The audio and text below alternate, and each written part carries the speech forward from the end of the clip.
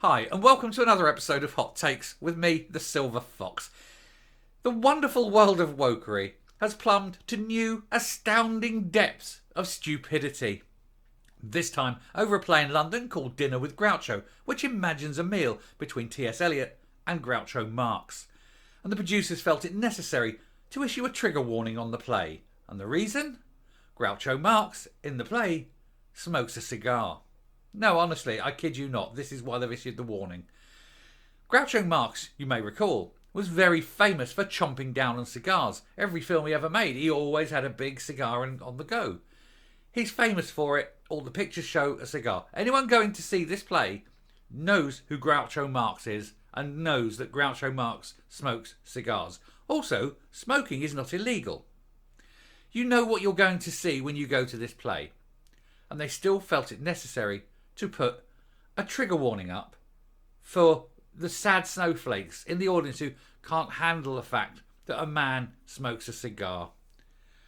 Groucho Marx without a cigar is like a vegetarian woke wanker without his tofu sandals. It just doesn't happen. So let's look at this article and see. Like I say, it's just an article that made me laugh. I thought, what is wrong with these people? But I thought it's worth a share. Here we go. So here we are. March of the Woke Wankers. Sorry, Warriors. I don't know. Probably right the first time. The craziest trigger warning yet. London play about Hollywood's Groucho Marx contains prop cigar. The Arcola Theatre in East London sent warnings for the Groucho Marx play.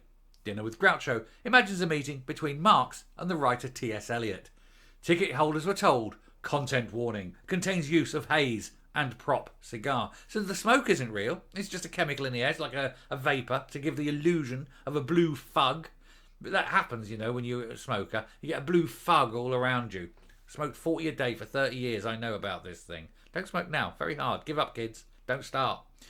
With his bushy moustache and ever-present cigar, Groucho Marx is one of the most recognisable stars in Hollywood history. Yet, in what may be the most ridiculous and unnecessary content warning yet, audiences at a new stage show about the wisecracking comic are being told that it features a prop cigar. The Arcola Theatre in Dalston in East London is sending the warning to anyone who buys tickets for Dinner with Groucho. The warning states, we're looking forward to welcoming you to Dinner with Groucho. Content warning that contains the use of haze and a prop cigar, and a similar notice is posted on the door of the auditorium. Now here, of course, is a picture of Groucho, very sort of typical of him. Whenever you see him, he's always got the moustache. He's always got the cigar. Those were his trademarks. Those round glasses, the eyebrows. In fact, you even buy them. You can even buy the prop little sort of toy joking ones. You put it on. And it's got the nose, the moustache, the glasses, and the eyebrows coming over. That's how famous it was. And he always had the cigar. They don't like it. They really don't like it. They keep trying to eradicate facts from history. It's almost Stalin-esque, the way they do this. Famously, they do it with Isambard Kingdom Brunel. You always get the picture of him about 2 months before he died. He had this very famous picture of him standing with all the huge chains behind him. And he was smoking the cigar. And it's always, you know, for kids' textbooks at school and things, they always edit out the cigar. So he looks like he's standing there sort of flipping two fingers at somebody. But it's facts. I mean, if you're rewriting facts and actual, you know, changing history to suit a modern agenda, you're not teaching facts. You're not teaching history. You're teaching politics, and it's wrong. But that's a separate video. But they're doing it here. They haven't issued this warning because of these snowflakes that sit there and go, oh, you know, man might have a cigar. A man famous for cigars might have a cigar. What a load of old wankers they really are. Anyway, Steve Bennett, editor of the comedy website Chortle, said Groucho's cigar defined his enduring image as much as his grease paint moustache, wiggling eyebrows and wisecracking puns. So, of course, a play about the comic genius was going to feature a cigar. He said, what next? A warning that Tommy Cooper tribute act may contain fezzes, or that a Ken Dodd impersonation may contain harrowing scenes of a tickling stick. Some people said the tickling stick was a sexual item, but that's a complete fallacy. Downton Abbey creator Julian Fellows added, I simply do not understand the fashion for infantilising an audience, treating them as if they were 3 years of age. And Maureen Lipman said, Groucho Marx without a cigar is like a footballer without a tattoo, and it should be a lit cigar. Are we going to stage Look Back in Anger with a gaslighting alert? Where do these warnings end? And she's right. Every play should push an envelope, should make the audience part of that play. You may not get a spoken line, but it's implicit that the audience is there. The audience is being spoken to. It's part of it. I mean, you go and see The Mousetrap, and at the end, they turn to the audience and they bring you in on the to say it's part of our little secret now. But we all know who done it. But it's there. The audience are part of the performance. If you're going to start treating the audience like they're 3 years of age, why bother? Why bother having an audience? Why bother doing something for adults when you're then going to treat those adults like children? I mean, if you these snowflakes who are moaning about, oh, we might have a cigar. I mean, seriously, go and see Brimstone and Treacle. Go and see that. You will be horrified, Or any of the Shakespearean lot, Caution.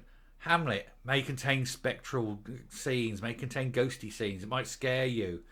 Macbeth may contain images of women portrayed as witches. Oh, well, can't do that. Oh, it's awful. Bit of misogynism there from Shakespeare, portraying women as witches.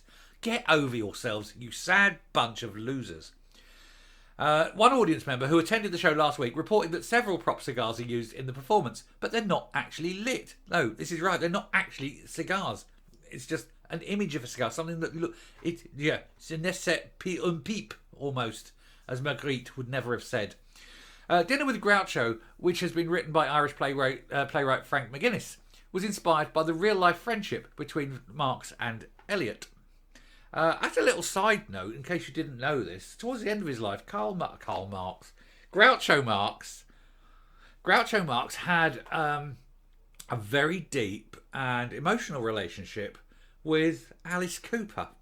And Alice Cooper used to go around and sit on the end of Groucho Marx's bed, tell him about his day, tell him what he was doing in the music industry, listen to Groucho's stories of the old days. And right up until the end, until Groucho died, and Alice Cooper was a very good friend of him. If ever I heard of two people being friends that never would have computed in my head, it's Groucho Marx and Alice Cooper. It's an amazing thing. Anyway, in 1961, they began a correspondence when the poet Eliot sent a fan letter to Marx asking for a signed photograph. They finally met over dinner 3 years later. The new play, which stars Coronation Street actor Ian Bartholomew as Groucho, imagines that meeting. A spokeswoman for the Ocola said it was a warning was in line with official advice.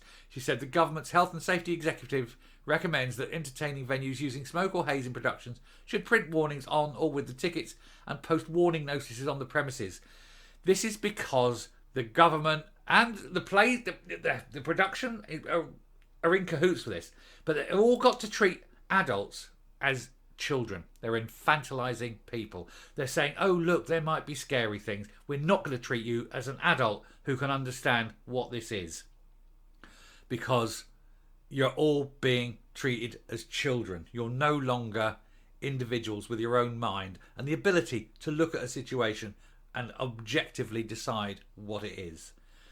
Everyone is a wanker these days. They really are. They need to grow up. Anyway, I just thought that would be an amusing side. Anyway, I saw it. There we go. I'll come up and finish off. I fear for the future. If these people are worried and anxious about a man who's famous for smoking a cigar, what the hell are they going to be like in 20 years' time? Caution, this scene may contain bread. Just the way it's going. But they've had 30 years. This is the trouble. They've had 30 years of easy living. It's been a growing economy. Things have been good. Everything's there. Tech's increased. This and this and this. They've had no challenges. They're pushing the envelope of what they can get away with in society. The trouble is, society is about to undergo a seismic shift. With the economy the way it is, there's going to be a lot of changes coming. There's going to be hardship for these people, probably for the first time in their lives. I remember the early 70s when inflation was 25%. They've never had to deal with this. I remember the first house I bought and the interest rates went to 15%. These people have never had to deal with this. They're about to encounter an era of poverty, of hardship, of misery. And they don't have any tools in their box to deal with this. So it'll be interesting to see. It'll be funny for those of us who do have those tools, who have been through this before and know what's coming. But they haven't got a clue.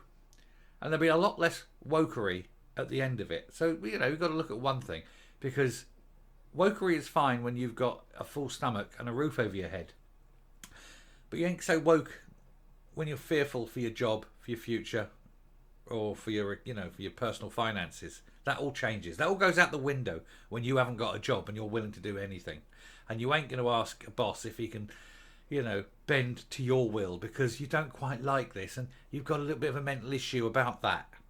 And the boss turns around and said, listen, there's 10,000 people after your job. If you don't like it, sod off. I'll get someone else in.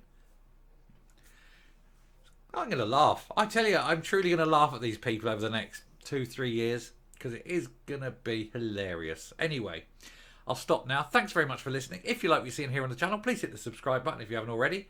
Ring the bell for notifications of future output. Leave a like, leave a comment, please share the video. And until next time, stay safe, stay well, ignore the bloody warnings, and goodbye.